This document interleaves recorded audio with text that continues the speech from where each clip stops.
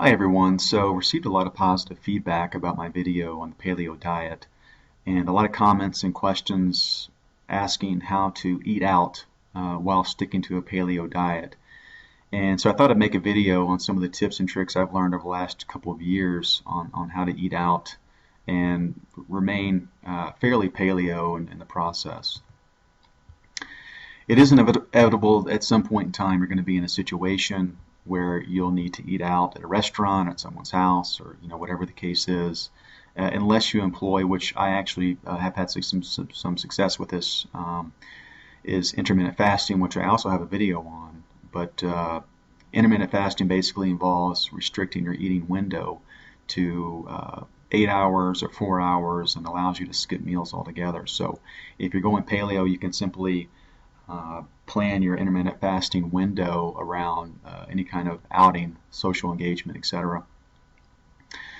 While it's difficult, it's far from impossible to eat out paleo. Over the last couple of years, it's gotten much easier with practice. You learn some of the tips and tricks, you learn some of the more paleo-friendly restaurants, and etc. But it will become easier over time. Here are some of the quick tips. So first and foremost, ask for gluten-free items. And a lot of established restaurants and chains will have gluten-free menus that you can ask for. Don't trust the server. They're very hardworking people and they're great at what they do, but they don't always have a handle on the ingredients that are in the food. If they don't have a gluten-free menu specifically, just ask that your server talk to the chef and make sure that whatever you do choose or select is indeed gluten-free. There are some gotchas out there. So something I learned recently is a lot of sushi restaurants will add a scoop of flour to the rice to make it extra sticky. So just know that it may seem obvious, but it's not. A lot of gluten is everywhere, wheat is everywhere, and so you really just have to do your due diligence and ask the folks at the restaurant. Don't order anything fried in oil, and that's because typically it's fried in vegetable oil, canola oil, and these oils, when they're heated and reheated and over again, day in and day out, they become more omega-6 rich. Omega-6 is the bad omega oils for you, causes inflammation in your body, which leads to just a slew of diseases and issues. So stay away from fried items altogether. Substitute steamed veggies or salad for your most common non-paleo side items, your potatoes, fries, etc. There are certain ethnic foods that are just really difficult to go paleo. My experience has been Chinese, Mexican, and Italian. With Chinese food, MSG is still prevalent, which is a big no-no in the paleo world. And then a lot of their items are fried and or battered as well. Mexican food, again, a lot of things revolve around wheat products, tortillas, or they also have a lot of beans and rice and corn integrated into the food. So it's a really difficult food to go paleo on. And then Italian's probably the hardest. I mean, everything revolves around bread of some sort, pasta, pizza, etc. So just stay away from Italian altogether if you can. One quick tip about that: if you are really in a desperate situation, you want to stay paleo, eat the cheese off the pizza. It's not perfect, but it's better than just going all out and eating whatever you want. Just eat the cheese off the pizza, and sometimes that will get you by. This is another gotcha. So a lot of salad dressings have wheat as a thickening agent. Also have high fructose corn syrup or have a canola or vegetable oil base to them as well. So you really just have to ask. A lot of good steakhouses make their dressing in-house, and so you're probably okay, but it's better to ask. But when in doubt, just order oil and vinegar as your salad dressing and make sure it's olive oil and not canola oil. And another great quick tip is if you go to a sub shop, see if they have a lettuce wrap option instead of using bread. A lot of the more popular chains have sort of latched onto the gluten-free craze, and now they have a really nice lettuce wrap option. I've had really good luck at Jimmy John's and Which Wich. Both have some really good lettuce wrap options, but just go to your local sub shop and see if they have one. Even if they don't, I mean, you've asked, and so they're going to remember that, and maybe they'll develop something over time.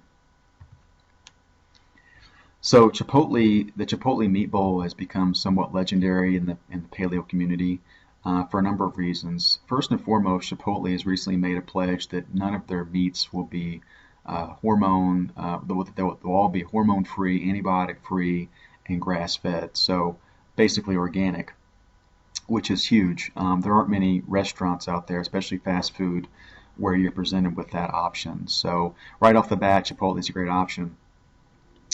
So when I first started, I thought, well, I'll just get a burrito bowl without the tortilla. But then you have to kind of avoid the rice and the beans as well.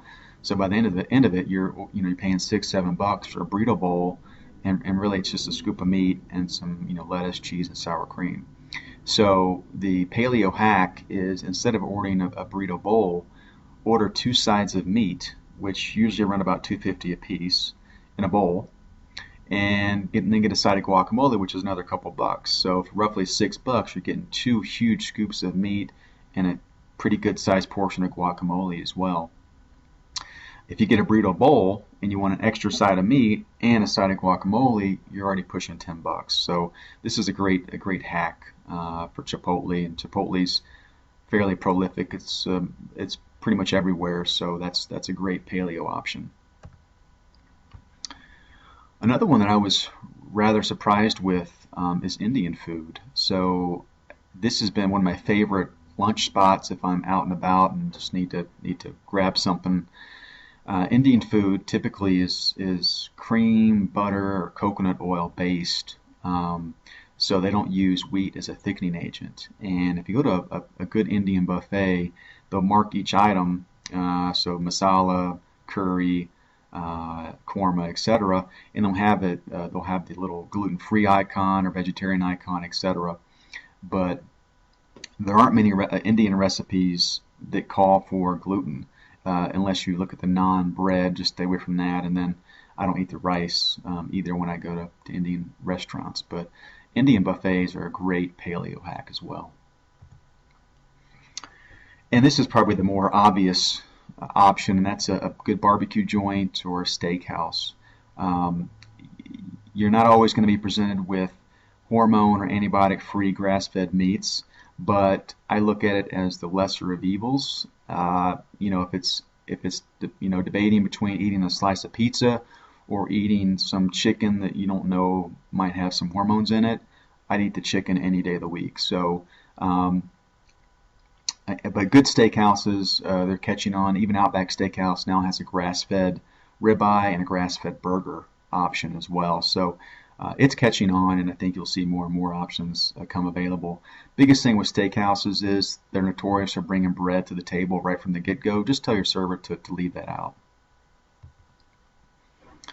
Some other paleo-friendly ethnic foods, Japanese without the rice. If you go to a hibachi grill, just make sure they're using butter to cook the stuff in and not margarine.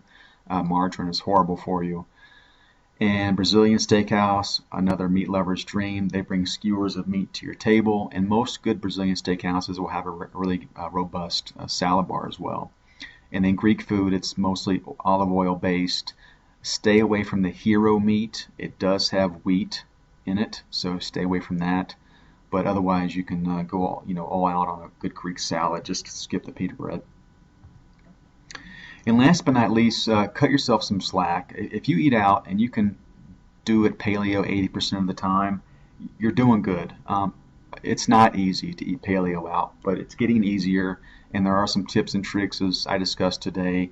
If you eat out and you cheat, you eat a piece of bread or whatever the case is, don't stress out. Just get back on the wagon the next day. And first and foremost, just know that you're already eating healthier than 99% of the population, especially in the Western world. So you're already healthier, you're less prone to disease, and you're doing great. So good luck with it, and feel free to leave me a comment if you have any questions.